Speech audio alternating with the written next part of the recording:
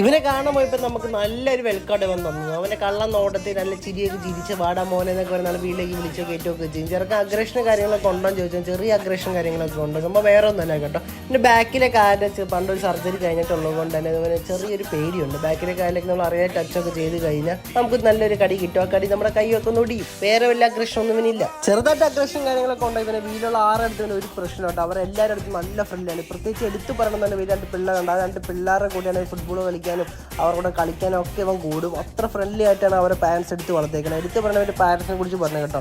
പണ്ട് കാലിൽ ഓപ്പറേഷൻ കാര്യങ്ങളൊക്കെ കഴിഞ്ഞപ്പോൾ അവർ ഇപ്പോഴും അവൻ്റെ വെയിറ്റും കാര്യങ്ങളൊക്കെ നോക്കിയാണ് ഫുഡ് കാര്യങ്ങൾ കൊടുക്കുക. കാരണം ഓവർ വെയിറ്റ് ആവരുത് ഡോക്ടേഴ്സ് പറഞ്ഞിട്ടുണ്ടായിരുന്നു. വീഡിയോസൊക്കെ നിങ്ങൾക്ക് ഇഷ്ടമാണെങ്കിൽ സബ്സ്ക്രൈബ് ചെയ്യാൻ, ലൈക്ക് അടിക്കാനും കമൻറ്റ് ബോക്സിൽ കമൻറ്റ് അടിക്കാൻ നിങ്ങൾ അതിന് മറക്കരുത്.